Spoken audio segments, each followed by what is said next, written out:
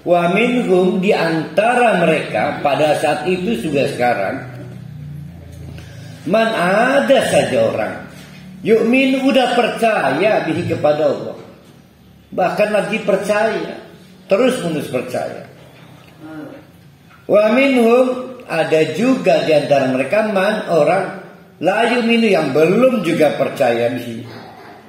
Wa rabbuka a'lamu bil mufsidin. Jadi di antara dua keimanan, Nah, di sini kalau pakai teori ayat 40 ini, maka orang-orang Islam atau berpengetahuan Islam yang memproduksi hoax, fitnah, kemadaratan informasi, itu tidak disebut orang beriman. Di teori ayat 40 ini, imannya batal. Karena unsur keimanan ada 3. Hatinya menyatakan beriman, mereka udah menyatakan beriman. Tapi tidak menyatakan dengan lisan, tapi tidak mengaplikasikan dengan anggota tubuhnya. Ada 3 unsur keimanan. Bahkan kalau dilacak lagi, ada di antara mereka yang belum sampai hati menyatakan beriman, tapi tetap mereka berpengetahuan Islam. Kita menyebutnya Islam keturunan. Ya, kita ini bersyukur kita lahir dari keturunan Islam. Setidaknya kita berpengetahuan Islam. Sumber pengetahuannya adalah lingkungan. Bukan itu. Nah, itu udah anugerah Allah, tinggal diteruskan ke hati, ke pernyataan syahadah, sampai kepada amal soleh.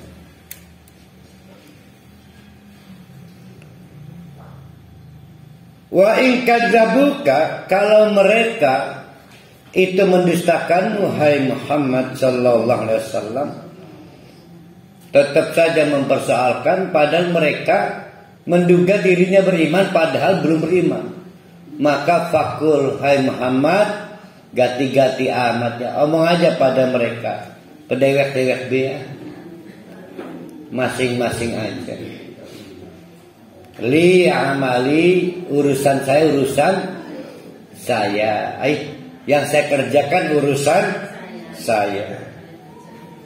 Walakum amalukum, yang lu kerjakan urusan lu. Antum bari'una mimma amal, nggak akan kok kamu terima resiko dari kesalahan saya. Kalau saya salah, kata Nabi Muhammad. Wa ana bari'u mimma ta'mal, tapi seren ya, saya nggak mau ikutan campur kalau kamu salah.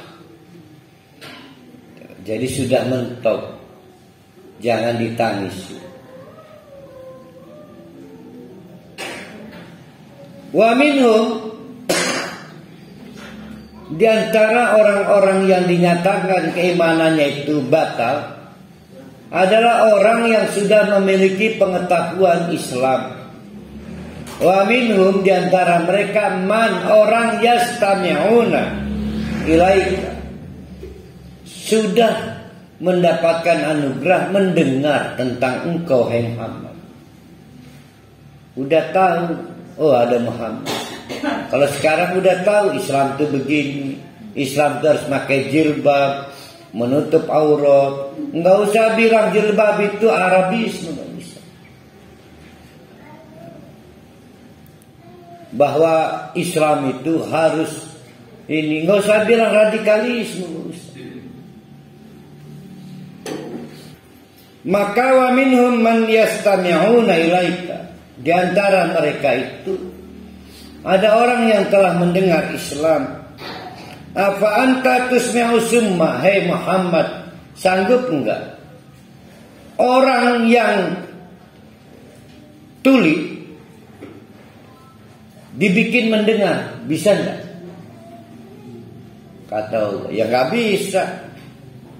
Orang yang tuli dibikin mendengar, enggak bisa. Mereka mendengar tapi kayak tuli, jadi tidak masuk informasinya ke hati. Walau kanu la yaqilun, Mereka itu tidak lain adalah tidak mengelola akalnya.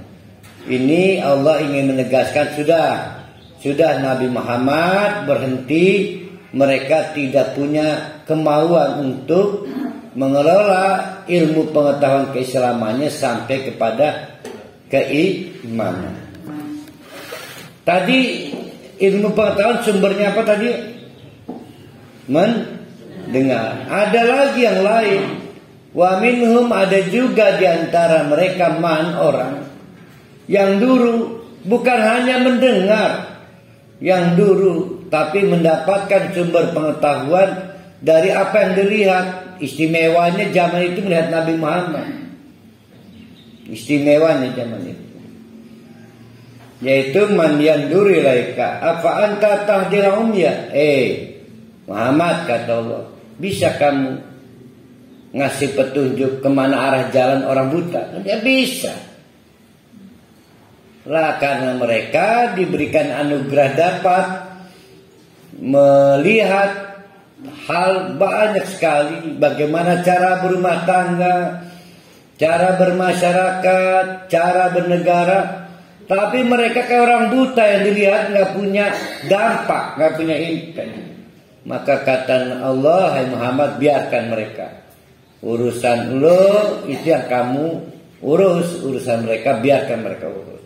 Walau kan la yubsirun, mereka memang betul-betul tidak dapat mengidentifikasi objek yang sudah bisa dilihat.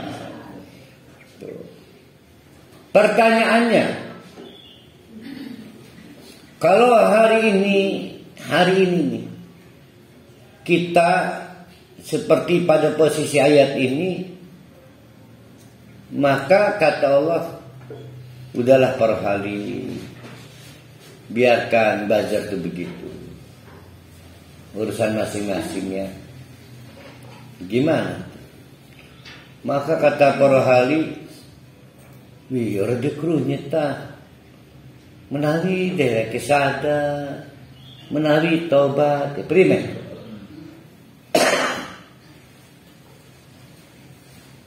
Ini pertanyaan pernah dilayangkan Bu Neneng Yati Enda dan sebagainya.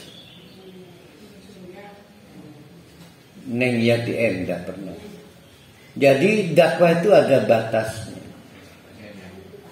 Memberi nasihat itu ada batasnya. Ketika orang itu berpengetahuan dan berpendirian, maka itu batas. Jadi dakwah itu menyasar pada yang belum berpengetahuan. Ahli bidah itu pengetahuannya tinggi-tinggi semua. Ahli bidah. Kecuali korban bid'ah. Ini ahli bid'ah. Ahli bid'ah kan ustaz, kiai. Kalau korban bid'ah kan jamaah yang tidak tahu apa-apa. Takut diancam ustadznya, takut dibekot ustadznya, bahkan lamun salat dianggap gedebong, udah disalati. Kan begitu kan? Iya tahan wong salat ora diurusi. Lah jojong bahayong mati me ya. Arep wis praget ya. Wih, lamun wong arep mati kayak perkali kabeh ceger.